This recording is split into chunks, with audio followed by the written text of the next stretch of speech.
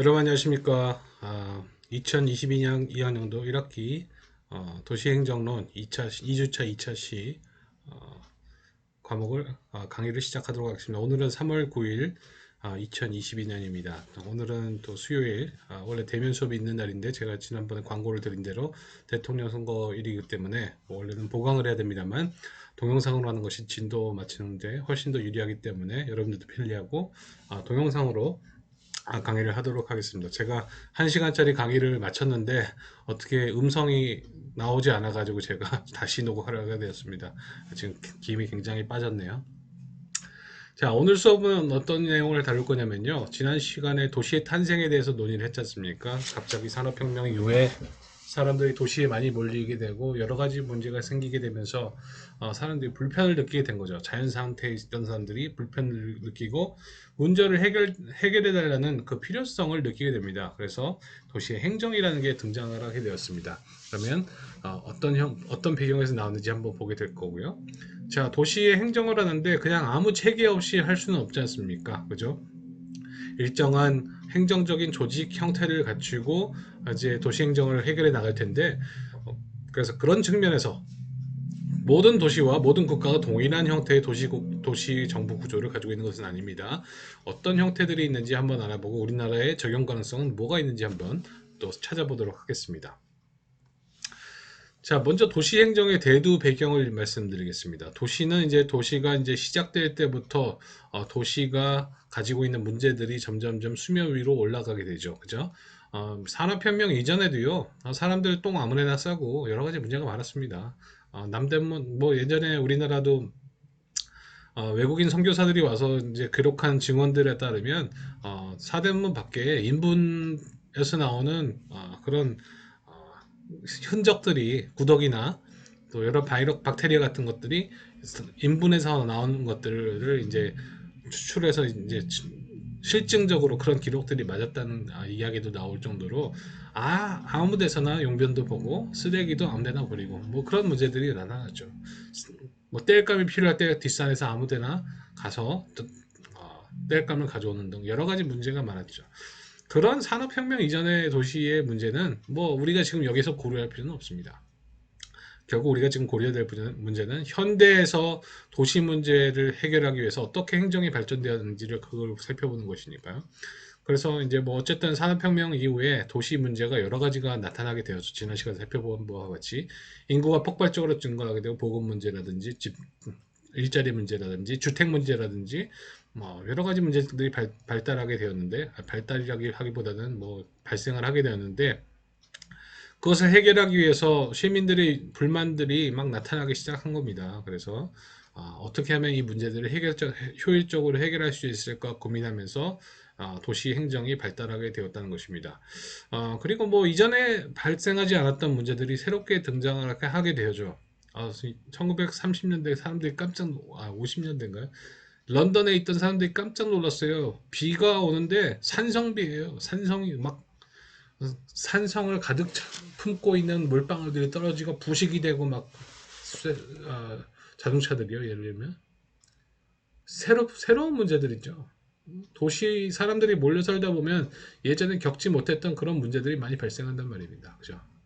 그리고 산업혁명이 일어나니까 공장지대가 시내로 들어오고 잡을 찾으려는 뭐 저소득층이 자꾸 들어오니까 그곳에 살던 사람들은 나 여기서 못 살아 하고 교외로 나가게 되죠. 교외 지역으로 나가게 돼서 또 도심으로 통학하게 되는 그런 상황이 발생되고 그러다 보니까 집사람이 가져야 될 차, 몰아야 될 차, 내가 몰아야 될 차, 또 아들이 몰아야 될 차, 딸이 몰아야 될 차. 그래서 뭐 한 집에 두세 대의 집은 굉장히 흔하게 되었고 교통이 혼잡하게 되니까 새로운 고속도로를 건설하게 되는 그런 여러 가지 일들이 발생하게 됩니다. 그러니까 그런 문제를 해결하려면 행정력을 투입해야 되잖아요. 행정력을 투입하려면 뭐가 필요합니까? 돈이 필요하게 되겠죠. 그래서 재정 압박이 심하게 되고 또 도시 시설들이 나빠지기 시작하면 인구도 유출하게 되고요. 그죠?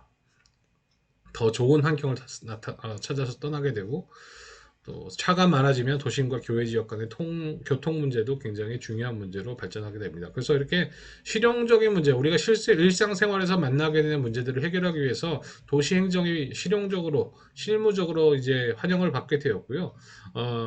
반면에 또 학문적으로도 뒤늦게야 인간이 사는 세상의 축소판이 이제 도시이니까 도시를 연구하면 좀 더 인간의 본성에 대해서 알 수 있겠다 해가지고 학문적으로도 도시 행정이 많이 발달하게 되었습니다.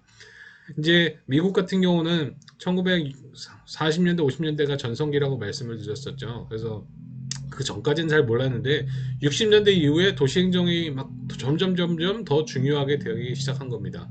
뭐 흑인 폭동이 있었어요. 무슨 말이냐면 흑인들이 자신들의 권리를 인식하고 제대로 된 인간 대우를 해달라고 이제 저항을 하기 시작하죠. 마틴 루터 킹 목사를 위시로 해가지고 Civil Rights Movement가 나타나죠. 시민혁명이 일어나게 됩니다. 1960년대. 그래서 Civil Rights Act, 시민권법, 1965년에 이제 입안이 되었죠. 베트남전 참전이 또 있었습니다. 의도치 않게 미국이 오랫동안 베트남에서 전쟁을 수행하다 보니까 많은 젊은이들이 희생되었고 전쟁터에서 부상을 입고 돌아온 사람들은 또 사회 적응을 잘하지 못하고 그죠? 길거리 나앉게 되고 뭐 이런 일들이 벌어진 거죠. 그래서 사회 문제화가 되었고요. 도시 문제를 해결하기 돈을 많이 쓰다 보니까 도시 재정이 궁핍하게 되어서 파산하는 도시들도 나타나게 되었습니다. 그리고 정보화 사회로 이제 진입하게 되니까 정보의 불균형도 생기게 되고 정보 사회를 이끌기 위한 인프라스트럭처에 투자를 해야 되는데 그것도 재정에 드는 것이죠. 여러 가지 문제점이 나타나게 되었습니다.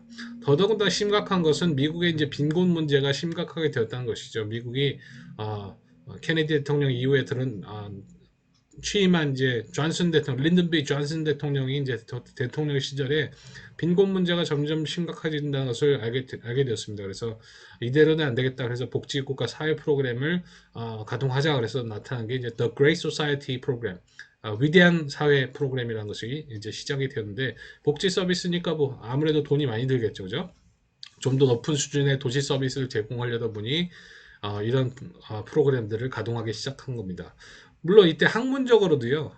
여러분들이 이제 정치 행정 이원론이라는 것을 배웠을 텐데 정치 간섭에서 행정을 전문적으로 경영처럼 해보자 해가지고 관리과학을 도입해가지고 이제 행정을 연구하고 또 실제적으로도 실무적으로도 그렇게 해왔는데 그러다 보니까 가치 중립적인 것만 추구하다 보니까 실제로 도시에서 일어나는 문제들을 행정이 전혀 해결할 수 없는 그런 상황에 빠지게 된 겁니다. 그래서 일군의 학자들이 반성을 하기 시작한 거죠. 야, 우리가 도대체 사회과학으로서 사회 문제를 해결하기 위해서 우리 학문을 하는데 도대체 아무것도 가치지향적인 것을 다루지 않으니까 도대체 행정의 역할이 뭐야? 우리 이제 형평의 문제 해결을 신경을 써야 돼. 그러면서 미노부룩이라는 도시에서 신행정학자들이 모여가지고 행정학은 이제 형평성을 추구해야 된다 이렇게 주장하게 된 거죠. 그래서 신행정학의 등장도 이런 맥락에서 이해가 가능하다는 것입니다. 그래서 도시를 보면 잘 이해하면 여러 가지 사회과학 이론, 행정학 이론, 정치학 이론들을 잘 이해할 수가 있는 것입니다. 많은 정치, 행정, 사회, 경제 이론이 도시를 관찰함으로써 이제 만들어진 경우가 되게 많거든요. 민주주의 이론도 마찬가지입니다. 그럼 도시 행정은 어떤 특징이 있을까요? 정의는 무엇일까요? 결국 도시 행정은 도시에서 나타나고 있는 여러 가지 문제들을 해결해 달라는 시민의 요구에 부응해서 그 행정 수요를 충족시키기 위한 목적을 가지고 있다고 볼 수 있습니다. 그래서 도시 행정은 이렇게 정의할 수가 있죠. 뭐 많은 정의가 있겠습니다만 우리가 간단하게 정의를 해보자면 도시 행정이란 도시 정부가 도시 문제를 해결하고 시민들의 생활의 질을 높이기 위한 다양한 정책들을 계획하고 실행하는 지역 행정적이고 자치 행정적이며 종합 행정적이고 실천 행정적이며 일선 행정적인 특징을 가지고 있다. 이렇게 볼 수가 있습니다. 그런 공적 활동을 우리가 도시행정이라고 말씀드릴 수 있는 거죠. 그래서 뭐 국가행정, 중앙행정과 특징이 공유될 수도 있습니다만 아무래도 이 도시행정은 지역적인 범위를 한정을 해가지고 하는 거기 때문에 지역행정성이 있는 거죠. 도시행정은 국가 전체를 대상으로 하지 않습니다. 그래서 뭐 외교 문제라든지 국방 문제에는 특별하게 도시행정이 할 여지가 별로 없는 것도 사실이죠. 그죠? 그리고 중앙정부에서 사실 기계적으로 일률적으로 뭐 나라를 통치할 수 없는 건 아닙니다. 지금 시절에. 사실 뭐 제 이야기가 아니고 해외 학자들의 얘기예요. 중앙집권적으로 모든 걸 처리할 수도 있습니다. 다만 어떤 지역들, 뭐 강원도 상권 지역이라든지 제주도 섬, 뭐 이런 데는 지역적 특수성을 좀 고려해야 될 필요가 있지 않습니까? 그죠? 그래서 지역적 특수성을 반영하는 그런 행정이 도시행정이다 이렇게 볼 수가 있고요. 그 범위로는 뭐 광역적으로 보면 광역자치단체로 볼 수도 있고 기초자치단체도 있을 것이고 그 기초자치단체에 해당하는 시도 있을 것이고 그죠? 또 요즘은 또 초광역권이라고 해가지고 부울경 메가시티라는 것도 또 제시가 되고 있습니다. 그래서 도시행정은 지역 행정성을 가지고 있다 이렇게 보시면 되겠습니다. 또 다른 특징 중에 하나는요. 이제 자치행정성이죠. 도시행정은 자치행정적인 성격을 가지고 있습니다. 자율적이고 독자적인 업무 처리를 기본으로 하고 있습니다. 물론 지방자치단체가 이제 하는 업무에는 꼭 자치적인 업무만 있는 것은 아닙니다. 국가적 전체적인 관리를 필요로 하는 업무들이 있거든요. 그죠? 그래서 뭐 예를 들면 선거관리, 지금 선거철이잖아요. 선거관리 같은 경우도 국가가 일률적으로 모든 지방자치단체에서 동일한 서비스를 제공할 필요가 있습니다. 그런 경우에는 이제 위임 사무라고 해서 중앙정부가 위임해서 하는 그런 사무들이 있다는 것입니다. 또 때로는 지방자치단체가 중앙정부 일단 중앙성청의 중앙부처의 일개 하위 집행기관의 성격을 가질 때도 있습니다. 그래서 뭐 행정자치 환경부 같은 경우는 지역의 환경 문제를 지방자치단체에 위임해 가지고 수행을 하기도 합니다. 그런 경우는 우리는 기관 위임 사무라고 합니다. 기관 위임 사무를 할 때 지방 도시정부는 그때는 자치적인 사무를 하고 있는 것이 아니죠. 세 번째로 종합 행정성을 띠고 있습니다. 도시정부는 정말 뭐 내셔널 가버먼 중앙정부와 마찬가지로 다양한 정말 숫자의 행정 수요 충족을 하고 문제를 해결할 의무가 있습니다. 그래서 정말 여러분들이 구청이나 동사무소 한번 가보셔서 한 15분, 20분 앉아 계시면요. 얼마나 다양한 사람들이 와서 말도 안 되는 요구들을 하는지 몰라요.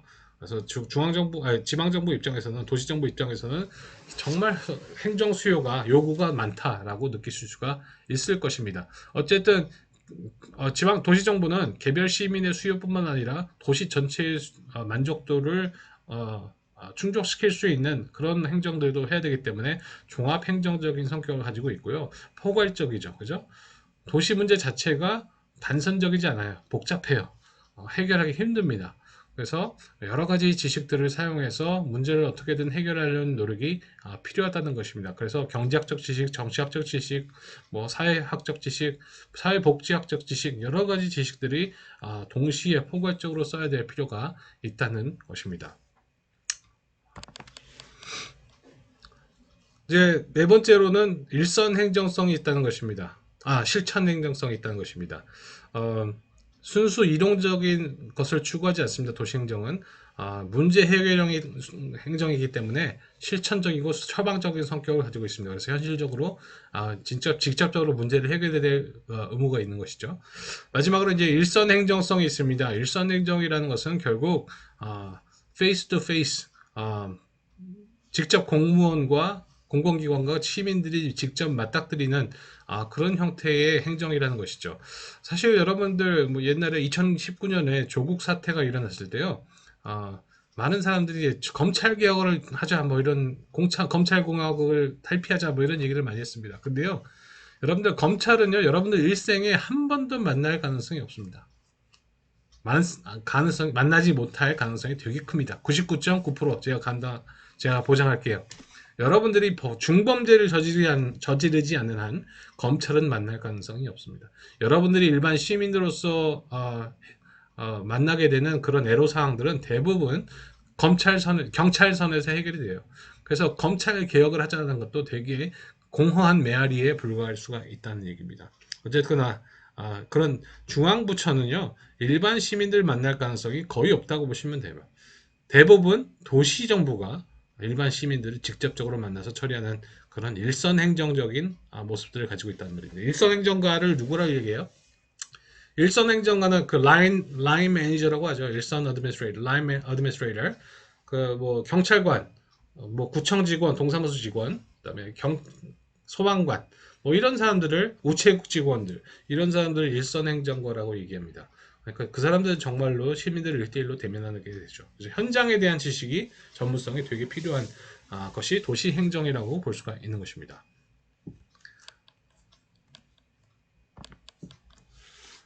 자, 그래서 정부의 정부는 이제 도시의 행정 문제를 해결해야 될 의무가 있는데요. 그러기 위해서는 일정한 형태의 조직화를 이루어야 됩니다. 그죠? 그래서 도시정부는 일정한 구조를 가지고 있고, 또 도시정부가 어떤 해야 될 역할들을 부여받게 됩니다. 도시정부가 그럼 해야 될 역할은 뭐냐? 첫 번째로 이제 도시와 시민을 위한 장기적이고도 포괄적인 전략을 수립해야 될 역할을 감당해야 됩니다. 물론 이게 공허한 메아리에 붙일 수도 있습니다. 대부분의 경우에는 도시정부의 수장이나 도시정부의 의회 의원들은 4년마다 선거를 치르게 되죠. 그죠? 그래서 단기간에 뭔가를 하고 싶어 하는 욕망이 되게 강합니다. 그래서 단기적인 시각이 많이 작용을 많이 하고 왜 그런지 다음 시간에 얘기를 하겠는데, 일단은 어쨌든 그렇다고 해서 단기적인 목표를 실질적으로 추구한다고 해서 장기적인 계획을 수립하지 말라는 법은 없지 않습니까? 안 그래도 지금 도시가 급격하게 변화하고 있기 때문에 어떻게든 젊은 세대, 젊은이 세대, 또 미래 세대가 살아남을 수 있는 정책들을 지금 수립해야지 다 서바이벌이 가능할 텐데, 만약에 그런 것들을 전혀 무시하고 단기적인 목표만 추구한다면 그 도시의 미래는 보장되지 못하겠죠. 두 번째로 도시의 생존 발전을 위한 창의적인 정책을 마련해야 됩니다. 단순히 모든 도시가 않지 않습니까? 그죠? 모든 도시가 똑같지 않고 또 도시 나름대로의 특징들이 있기 때문에 그 도시의 특징을 잘 살리는 또 미래 먹거리를 살릴 수 있는 창의적인 정책을 마련해야 될 의무가 분명하게 있습니다. 그리고 요즘 같이 도시는 호모지니어스하지 않아요. 다양하죠? 다이버시파이드 했잖아요. 다양한 공공 서비스를 공급하고 관리할 수 있는 능력이 필요로 한 것도 사실입니다. 마지막으로 이제 차별적인 브랜드를 마련해야겠죠. 각 도시들이 갖고 있는 고유한 특성들을 잘 살려내서 관광 산업들을 활성화시키고 도시 경제를 구축하는 그런 노력들이 필요로 합니다. 그래서 우리나라 같은 경우도 이런 중요성을 미리 알고 예전부터 이제 그런 노력들을 많이 해왔는데요. 이제 뭐 예를 들면 이 오세훈 시장이 옛날에 그만두기 전에 서울시장을 할 때에 이런 그 브랜드를 내세웠어요. 하이 소울, 소울 오브 에이시아 이런 브랜드를 내세웠습니다. 굉장히 많은 죄송합니다. 관심들을 많이 받았죠. 소울 오브 에이시아니까 굉장히 특이하잖아요. 동방의 작은 나라밖에 안 되는 것이 감히 무슨 소울 오브 에이시아야, 그죠? 아시아의 영혼, 서울이 아시아의 영혼인가요? 어쨌거나 그런 정도의 관심을 끌었다는 것은 일단 성공은 했다는 얘기죠. 그죠? 어쨌든 이게 상당 기간 오랫동안 써였는데 오세요 이제 박 누구죠? 박원순 시장 때 이제 그걸 바꾸겠다 해서 나온 게 이제 I saw you라는 것입니다. 도대체 I saw you가 무슨 뜻인지 잘 와닿지 않죠. 이것도 비판을 되게 많이 받았던 건데 어쨌거나 지금 형태는 그렇고요. 아마 또 어, 오세훈 시장이 작년에 임시로 보궐선거에서 당선이 됐기 때문에 올해 또 선거를 다시 하게 되면 어떻게 될지 모르겠습니다. 4년 또 임기를 보장받게 되면 아마 새로운 이미지를 만들려고 노력을 하겠죠. 부산은 뭐가 있나요? 전 생각이 잘 안 나는데요. 별로 임프레시브하지 않나 보죠. 그죠? 자, 싱가포르 같은 경우는 이제 성공적이라고 한 케이스라고 볼 수 있는데 Uniquely Singapore라는 브랜드를 많이 썼습니다. 한동안 오래 썼고 싱가포르가 사실 독특한 환경이 많잖아요. 동남아에 있는 소국이고 도시국가고 볼 거 없는 도시였는데 어쨌거나 관광 선전은 정말 기깔나게 잘하더라고요. 그래서 저도 많이 임프레스 됐는데 지금은 엄청나게 성공을 했고 yoursingapore.com이라는 도시 브랜드 이미지를 쓰고 있습니다. 자, 그래서 보시면 도시 정부의 이제 유형들을 좀 알아야 되지 않습니까? 특별히 크게 우리가 두 가지 정도로 나눌 수가 있는데요. 지방자치제가 실시되는 나라의 경우에는 물론 지방자치제가 실시되지 않은 나라의 경우에는 이렇게 두 가지로 나눌 수가 없을 거고 어떤 형태에 해당하지 않을 겁니다.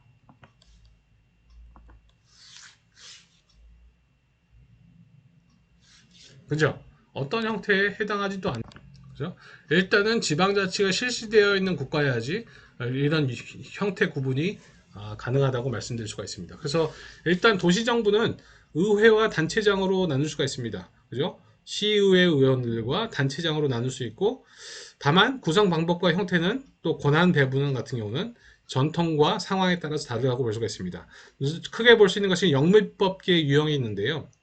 앵글로색슨이라고 하죠. 미국, 영국, 또 오스트레일리아, 캐나다 이런 전통의 국가들을 이제 일컫는 국가들이 말하는 건데요. 일단 이런 나라 같은 경우는 지방자치 전통이 오래전부터 있습니다. 지방자치의 전통이 아니라 주민자치, 주민들 스스로 다스리던 전통들이 있는 거예요. 굉장히 오랫동안 그게 중세 시대부터 존재해 왔습니다. 그래서 지방의회, 이제 이런 도시들은, 이런 국가들은 의회를 주민의 대표라고 생각합니다. 대통령이 아니라. 그러니까 도시로 이제 범위를 좁혀서 말하면 도시 집행관보다는 도시의회 의원들을 시민의 직접적인 대표로 생각하는 경향이 강해요. 그래서 지방의회가 좀 더 우월적인 지위에 있는 경우가 좀 있고요. 중앙정부와 도시정부는 좀 수평적인 관계, 자치를 중시하니까 수평적인 관계에 있는 거고, 도시정부들은 스스로 헌법에 해당하는 도시 헌장들을 제정을 해가지고 그에 따라서 통치하는 경향들이 좀 있고, 주민자치, 주민 스스로의 자치를 강조한다. 이렇게 보시면 됩니다. 자, 주민자치가 뭐냐면 도대체 이 사람들은 원래 스몰 타운에서 조그만 공동체에서 서로 가족들끼리 숟가락 숫자까지 아는 그런 사이들이에요. 그러다가 야, 우리가 행정적인 체계를 갖춰야 될 필요가 있겠다. 그래서 내가 올해부터 한 2년간 시 보안관으로 일할 테니 너희들도 다음 텀을 정해. 이번엔 내가 시의회 의원으로 출마할게. 뭐 순회 판사로 일할게. 뭐 이런 식으로 시 재무관으로 봉사할게. 이런 식으로 나다가 나중에 점점 커져가지고 그런 전통에 나간 게 주민자치라는 것이죠. 자, 이와 반대로 대륙법계의 계통, 그러니까 프랑스나 독일이나 이쪽에 있는 국가들의 전통을 뭐라고 그러냐면 대륙계 전통이라고 하거든요. 자, 이런 나라들에서는 아무래도 집행부가 좀 더 우월한 지위에 있는 것이 사실입니다. 그래서 중앙정부와 이제 도시정부의 관계가 이제 좀 더 수직적인 관계를 유지하고 있고요. 또, 스스로 자치적인 전통을 일으켜가지고 세워진 국가들이 아니고, 지방자치법 같은 걸 제정을 해가지고 일정한 분리된 영토를 법적으로 정한 다음에, 그 지역을, 우리가 세우기로 한 시의회 의원들에 의해서 통치될 수 있도록 하는 그런 실정법에 의한 도시자치를 주로 많이 하게 됩니다. 그래서 그런 형태를 우리가 단체자치라고 해요. 그러니까 단체자치는 뭐냐면 지방자치단체의 사무가 중앙정부에 귀속되지 않고 자치단체가 독자적인 권한을 법적으로 부여받아서 사무를 처리하는 형태를 우리가 단체자치라고 얘기합니다. 아까 주민자치와는 형태가 많이 다르다고 볼 수 있는 거죠. 자, 그럼 우리나라는 어떤 형태를 띠고 있습니까?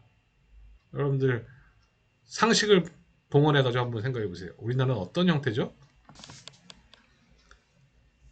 자, 우리나라는 아무래도 대륙법계 유형을 많이 따르고 있습니다. 우리나라가 지방자치단체의 전통이 전혀 없습니다. 사실은 역사적으로 보면 왕조 시대 이후에도 계속 중앙정부가 지방정부를 복속하는, 지방정부와 중앙에 예속된 그런 형태를 따왔고, 91년까지요. 1991년까지 그런 형태를 따왔고, 심지어 지방자치제가 실시된 이후에도 계속 지방자치의 권한이 제한된 형태로 발전이 되었습니다.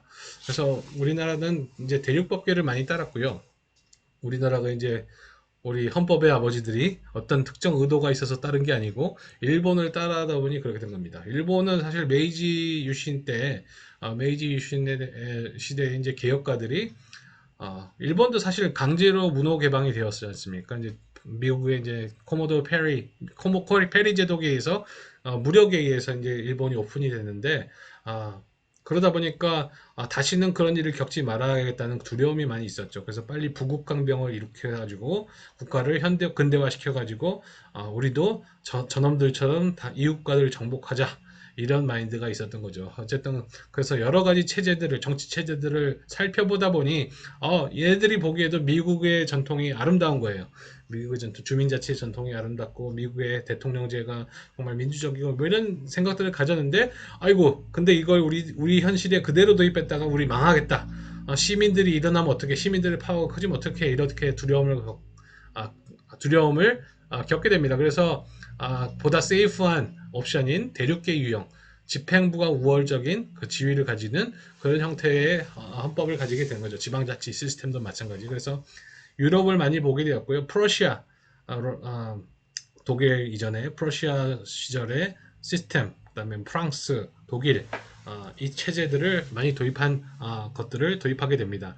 우리나라는 이제 식민지 시절에 그런 일본의 그런 제도들을 많이 받아들이게 되었던 것이고요. 그래서 우리나라도 집행부 우월주의가 강하고요. 단체 자치를 강조하는 경향이 있습니다.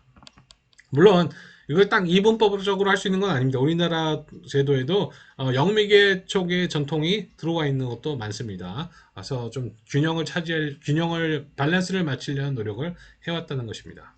영미계의 유형을 좀 더 자세하게 보면요. 중앙정부와 도시정부가 대등한 위치에서 수평적으로 상호작용하는 경향이 있고요. 협력을 강조하는 경향이 있습니다. 그래서 자치권이 인간의 본성, 자연법상의 권리라는 것을 오랫동안 인식을 해왔던 것이죠. 그래서 유명한 그 정치가들이나 학자들 얘기는 이런 얘기들이 많죠. 뭐 지방자치는 민주주의 학교다. 지방자치를 오래 실시하다 보면 그 나라는 자연히 민주주의 국가를 잘 할 수 있을 것, 민주주의를 잘 할 수 있을 것이다. 이런 얘기들을 많이 하게 된 거죠.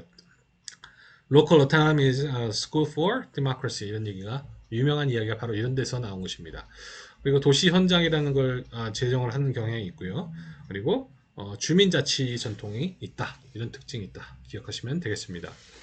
이 부분 사실 시험 문제 되게 많이 나오죠. 공무원 시험에 단골로 나오는 부분들 중에 하나일 것입니다. 대륙법계도 마찬가지예요. 대륙법계는 이제 주로 유럽에서 많이 실시되었다고 얘기를 했죠. 그래서 개인보다는 법과 단체를 중시하는 전통이 있었다. 이렇게 보시면 되겠고요. 그렇기 때문에 중앙과 도시의 관계가 계층적이에요. stratification. 도시가 중앙정부의 하부의 역할을 많이 하는 경향이 있습니다. 정부가 집행부가 좀 우월한 성격을 가지고 있고요. 또 중앙과 도시는 수직적 관계에 놓여 있다. 이렇게 보시면 되겠습니다. 그리고 이제 자연법적 전통보다는 법률적이고 제도적인 측면이 강하기 때문에 국가가 법을 통해 가지고 위임한 정책들을 많이 집행하게 됩니다. 그래서 자치권이라는 게 자연법상 권리가 아니고 실정법상 법과 제도에 의해서 부여된 그런 권한이라고 볼 수가 있습니다. 그렇기 때문에 지방자치단체도 하나의 사람으로서 법인격을 가지는 경우가 되게 많습니다. 지방자치단체가 이제 법인격을 가지고 하나의 주어진 영토에서 법에 근거해서 다스리는 그런 형태를 이제 대륙법계의 전통이라고 볼 수가 있는 것입니다. 그래서 도시정부 형태를 우리가 구체적으로 보게 되면요, 주로 이제 우리가 이제 미국 사례를 많이 보게 됩니다. 미국 사례를 많이 보게 되는데, 크게 세 가지 사례가 있습니다. 세 가지 유형이 있어요. 도시정부에는 시장 시의회형, 그다음에 위원회형, 그다음에 시정 집행관형, 뭐 세 가지가 있는데, 좀 이따 살펴보시고요. 시장 시의회형이 있는데. 여기는 뭐 도시정부의 시장과 시의회가 있는 형태라고 볼 수 있는데요. 여기에는 또 세 가지가 있습니다. 살펴보도록 하겠습니다. 일단 이런 미국형 시장 시의회형에서는 중앙정부와 도시정부 간의 균형과 상호 견제를 할 수 있는 시스템이 구축되어 있고요. 그리고 시민 참여로 활성화할 수 있는 기제들이 많이 마련이 되어 있습니다. 그 중에서도 이제 가장 많이 있는 형태가 강시장제 시의회 형태입니다. Strong Mayor System이라고 그래요. Strong Mayor System. 강시장제라고 얘기합니다. 자, 여기서 보면 그 옆에 그림을 보시면 강시장 제도에서는 voter, 시민들이 투표를 통해 가지고 시의 집행관인 시장과 시의 입법부에 해당하는 시의회를 다 직접 선거로 뽑습니다.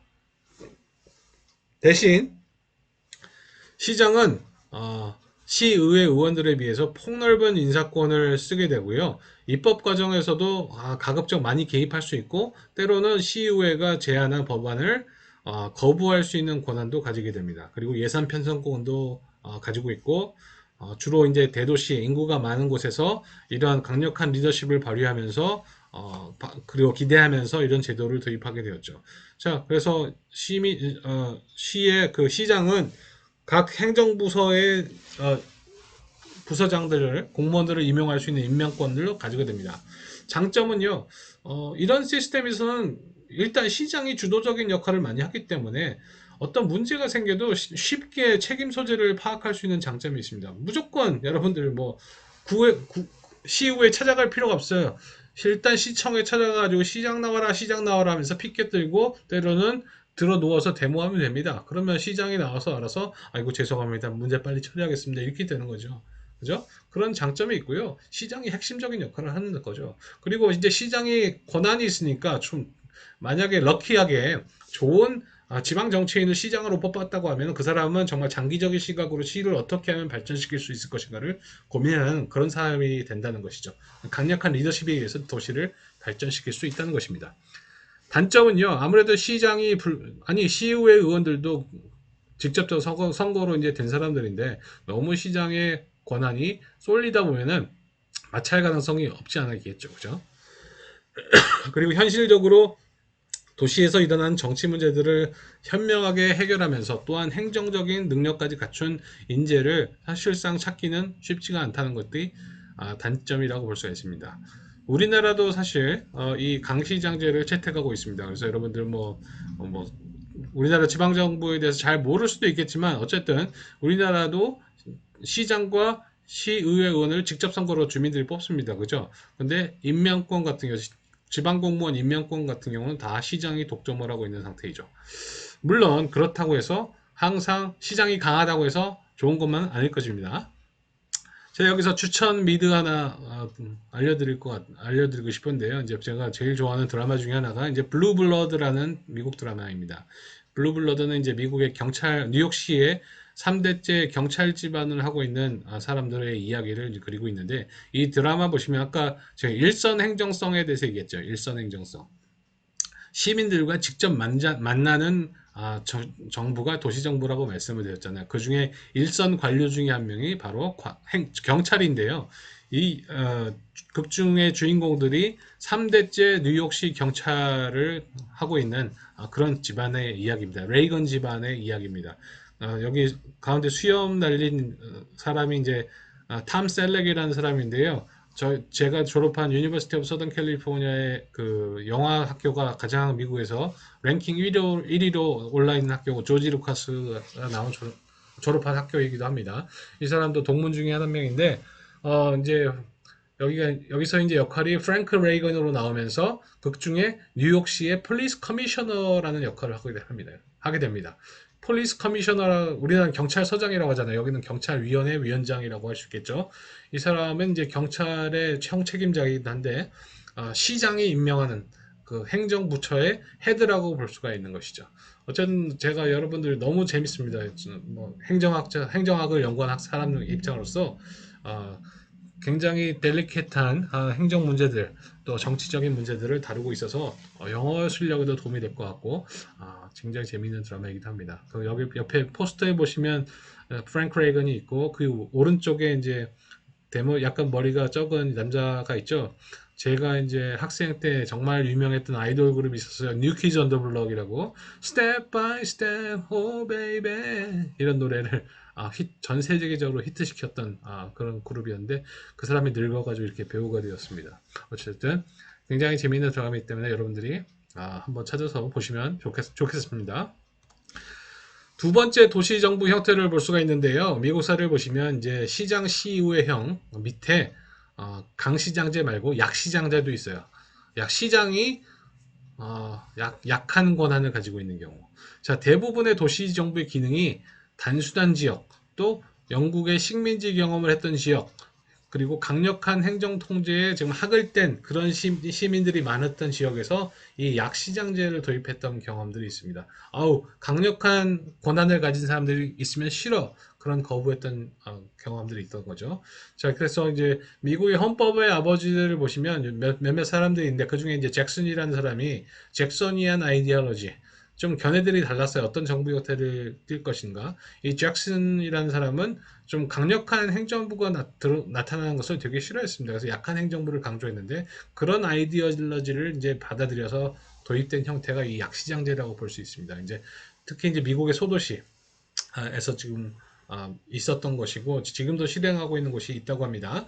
그래서 이 시스템의 특징은 뭐냐면 시의회가 시민들에 의해서 직접 투표로 이제 뽑히고 이 시의회가 입법권과 행정권을 다 가지고 집행부를 감독하는 그리고 위원회를 조직해서 해당 위원회가 담당 업무별로 행정부서의 부처를 지도 감독하는 그런 관계를 가지고 있다는 것입니다. 상당한 인사권을 가지고 있고요. 시장에 대해서 해임 건의를 할 수 있을 정도로 의회 파워가 센 그런 체제라고 볼 수가 있습니다.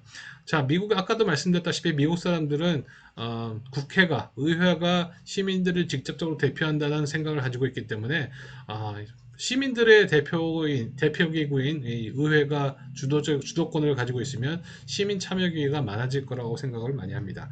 약점은 아무래도 만장일치를 하기 힘들잖아요. 그래서 어떤 사람은 좀 더 개발 정책에 초점을 맞추고 어떤 사람은 복지 정책에 좀 더 초점을 맞추시고 의견 일치가 안 될 가능성이 있죠. 그래서 강력한 리더십을 바탕으로 해가지고 도시를 발전시키겠다는 그런 추진력을 기대하기는 되게 어렵습니다. 그래서 종합적인 개발 대책이 만들어지기는 좀 어려운 측면이 있고 시의회 의원들의 직업이 뭘까요? 그죠? 토호들이 바로 할 가능성이 있다는 것입니다. 토호들이 자신들의 이해관계에 따라서 결정들을 할 가능성이 없지 않다. 그런 말씀들 드리고 싶을 것입니다. 한번 이 토론을 해볼까요? 제가 이 토론 과제로 올려놓을 생각입니다. 이 가르치는 것은 한 50분 정도로 끊을 예정이고요. 자, 이거 2022년 지난달에 나온 얘기입니다. 2022년 2월 18일에 중앙정부가 정말 재미있는 제도를 개혁을 시도를 했습니다. 자, 작년에 이제 지방자치법이 개정이 됐거든요. 그러면서 지방자치단체들이 기관 구성 도시정부 구성 형태를 서로 다르게 할 수 있도록 이제 추진한다고 발표를 하게 되었습니다. 아까 말씀드렸다시피 우리나라는 강시장제를 가지고 있다고 그랬죠. 집행부가 5위인 제도를 지금 전 지방자치단체가 동일하게 가지고 있는데 이걸 개정하겠다는 겁니다. 그러니까 뭐라고 얘기하냐면 행정부 안전부에서 두 번째 보시면 지방의회가 투표권을 가져서 지방시장을 지방의회가 아닌 사람들 중에 이제 시장에 지원한 사람들 중에 지방자치단체장, 시장을 뽑는 그런 방식을 하나 허락할 것이고 두 번째로는 지방의회가 시장을 그 지방의원 가운데서 선출하는 방안, 그게 두 번째 방안. 세 번째는 시장 직선제를 유지하면서도 지방의회 소속 감사위원회를 둬가지고 지방자치장, 시장을 감시하는 역할을 하게 하는 그런 세 가지 시스템을 허용하는 법안을 통과시키게 됩니다. 논거가 뭐였냐? 갑자기 왜 우리가 잘하고 있는데 왜 이런 제도를 도입하냐 그랬더니 지역별로 행정 여건이 다양화되고 있기 때문에 기관 구조를 다양화할 필요성이 있어서 이렇게 하게 되었습니다. 이게 얘기한 거예요. 뭐 논거 자체는 뭐 틀렸다고 보기는 어렵습니다. 최근에 이제 지방자치단체 각 도시정부가 정말 다양한 환경에 빠져 있죠. 그 뭐 인구가 급격하게 줄어들어서 어려움을 겪는 도시도 있고 폐가가 많은 지역도 있고 외국인이 많은 지역도 있고 각기 다른 환경에 빠진 도시정부가 많아요. 그렇기 때문에 논거 자체는 틀린 얘기는 아닙니다만 이거 가능할까? 그런 우려가 섞인 반응들이 나오고 있습니다. 그래서 이 셋 중에 주민투표를 해가지고 선택할 수 있도록 하는 건데 뭐 여러분들 생각 어떻습니까? 제가 토론 과제로 하나 올려놓을 테니까 뭐 간단하게 한두 문장 정도로만 한번 대답을 해보십시오. 그냥 자유롭게 의견 나누시면 됩니다. 자, 세 번째 그 시장 시의회 형태에서 우리가 찾아볼 수 있는 것은 시정관리관이라는 제도입니다. 자, 이것은 이제 강시장 시의회 형태가 이제 약점이 있잖아요. 그죠? 약점 중에 하나가 뭐였냐면 시장이 업무가 과중한 거예요. 시장이 정치력도 발휘해야 되지만 행정력도 강해야 되는 그런 체제란 말입니다. 그죠? 그래서 성공적인 시장을 찾기가 힘들어요. 이런 시스템에서는. 그래서 이런 문제점을 이제 개선하기 위해서 시정관리관제를 도입하는 곳들이 생겨났습니다. 시정관리, 시티 매니저라는 혹은 Chief Administrative Officer, 최고 행정관, 뭐 이런 거, 시정관리관, 이것을 도입하는 곳들이 생기게 되었습니다. 이게 뭐냐면 시장이 직접 선거로 뽑히긴 하는데 시의회도 뽑히고요. 시장과 비슷한 시정관리관 제도를 둬서 행정에 관한 업무는 이 시정관리관이 많이 분담을 하게 하는 그런 것을 말합니다. 그래서 이제 시장 승인하에 기관장을 임명할 수 있고 해임할 수 있는 권한을 이 시정관리관이 가지게 되고요. 그다음에 기관의 활동들과 운영을 감독할 권한, 시정의 정책 대안에 좀 자문하는 역할, 그리고 잠재적으로 뭐 이런 역할을 하게 되는데요.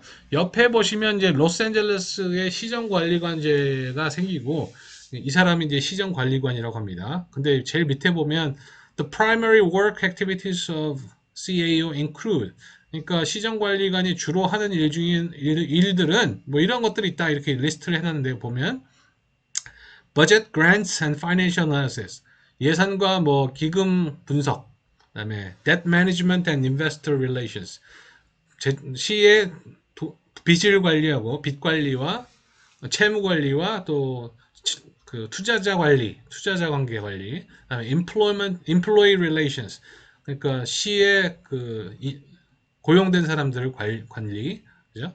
Asset management, 자산 관리, 그다음에 municipal facilities and physical plant capital projects oversight. 그러니까 도시에 여러 가지 공사가 있을 거 아니야. 관급 공사라든지 시설 관리 같은 것들 담당하는 감시하는 그런 역할을 하고요. Disaster Grant Administration, 재난 특별금 관리를 또 이 사람이 하게 됩니다.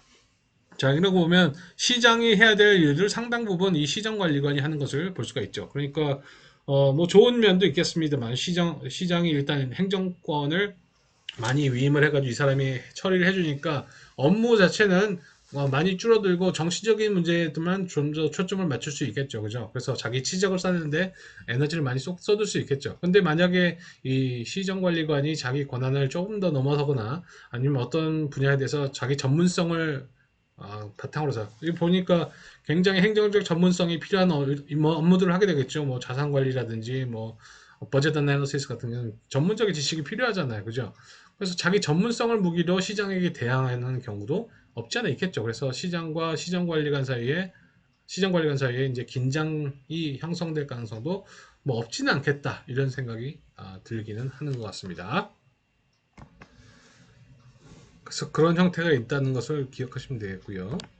어, 그 다음에 이제 시장, 시의회 형태가 아닌 형태가 이제 두 가지가 더 있는데요. 위원회 형태라는 게 있습니다. 간단하게 말씀드리면 시민들이 이제 선출한 위원들로 구성된 위원회가 도시 정책을 결정하고 시정 전반을 책임지는 그런 시스템이 되겠습니다. 이제 여기 왼쪽의 그림을 보시면 그 시민들이 투표를 통해 가지고 커미셔너 위원회 위원들을 이제 선택을 해요. 근데 이 위원회들이 각기 분장된 업무를 하고 있습니다. 첫 번째 보면 Commissioner for Public Safety, 공공 안전에 관한 커미션 위원회의 위원. 그다음에 뭐 Public Work, 공공 관리 공사에 대한 Public Works에 대한 커미셔너. 그다음에 Finance, 재정 관리 그 심의위원회 뭐 이런 위원. 그래서 위원별로 각기 특별한 행정 업무를 담당하는 그런 시스템이라고 볼 수 있습니다. 세 번째로 시의회 지배인 형태라고 있는데요. Council Manager라는 형태가 있는데요. 이거는 이제 20세기 초에 미국 소도시를 중심으로 해가지고 다수 채택했던 경험들이 있습니다. 그래서 시민이 의회를 오른쪽 그림 보시면 시민이 투표로 시장과 시의회를 선출하기는 하는데 시의회가 시장이 아니라 시의회가 도시 전문가를 초빙을 해가지고 시 지배인으로 임명합니다. 아까 그 시정 관리관과 조금 비슷한 거죠, 그죠?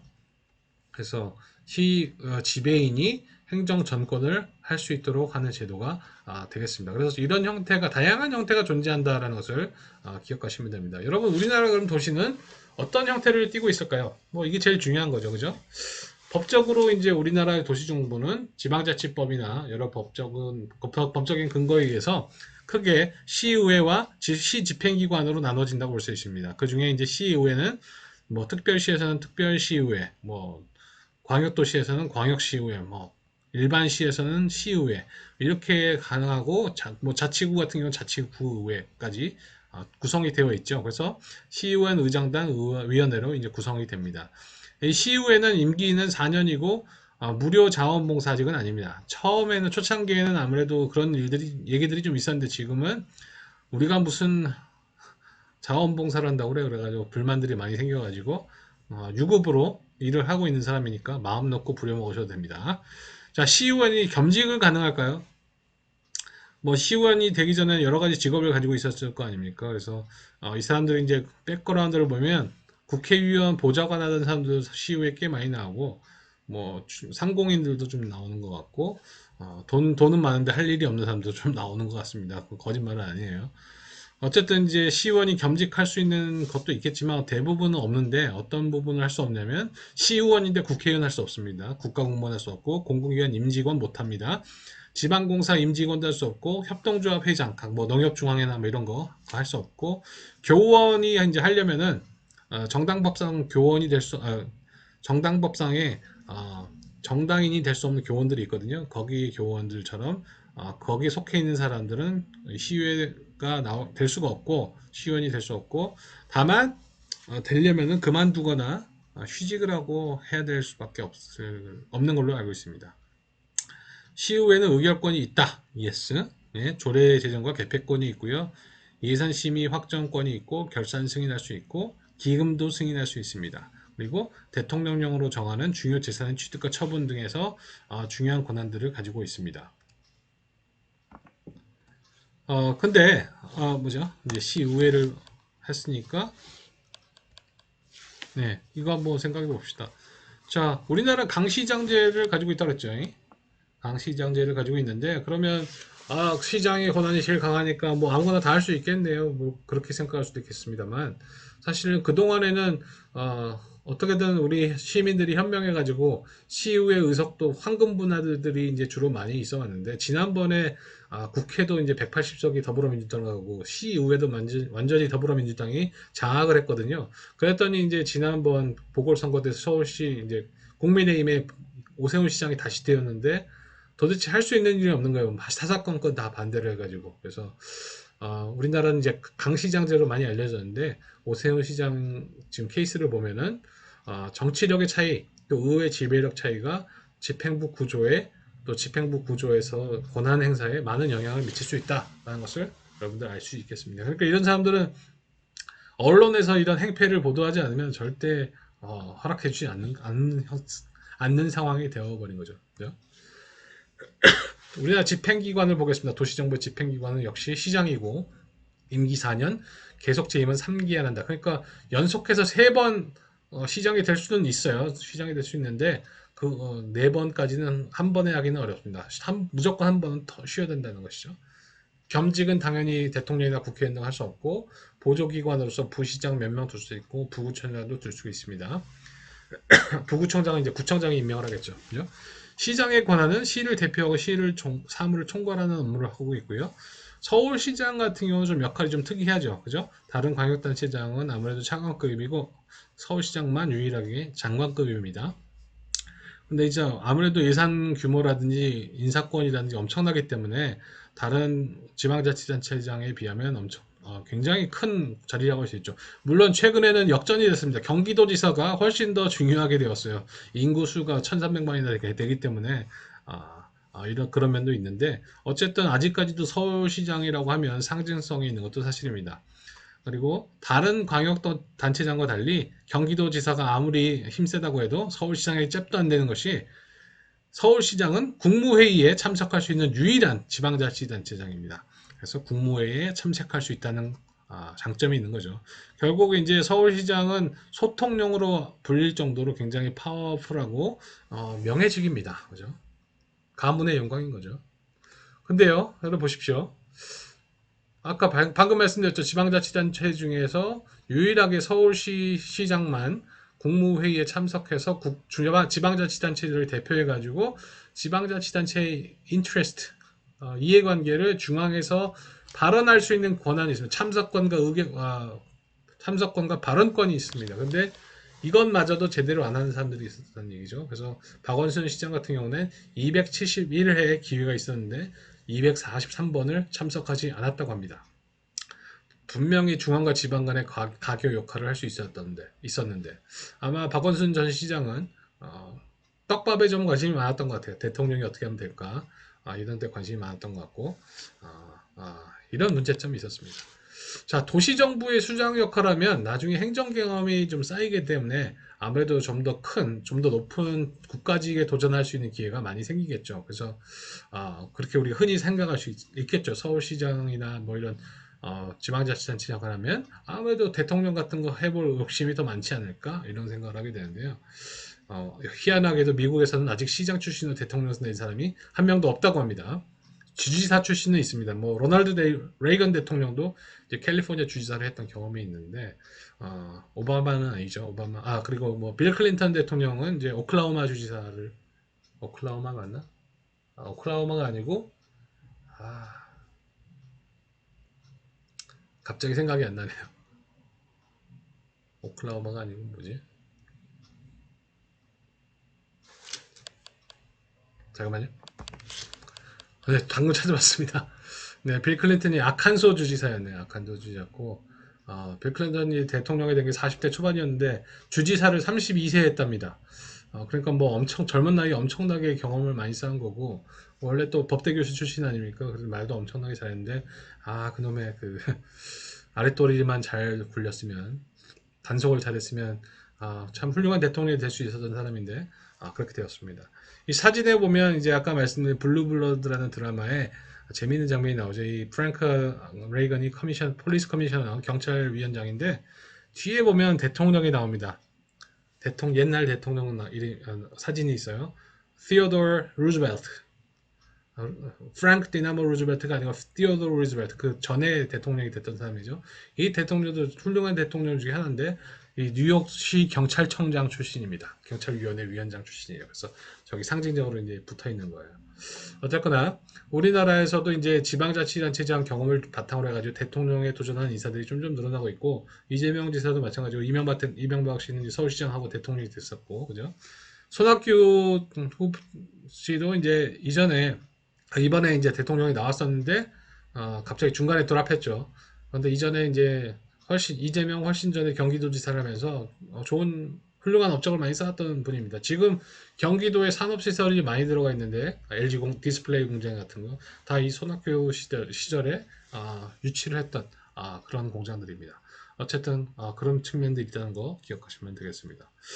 자, 여기까지 제가 강의를 마치고요. 다음 시간에는 그럼 우리나라 같은 경우는 모든 지방자치단체가 똑같은 권력 구조를 가지고 있잖아요. 도시행정 구조를 가지고 있는데 시장과 강시장과 이제 의회를 가지고 있는데 왜 도시마다 퍼포먼스가 다른 겁니까? 성과가 다르게 나타나는 겁니까? 그죠? 그러면 공식적인 제도 이외에 다른 뭔가가 있다는 얘기죠. 그죠?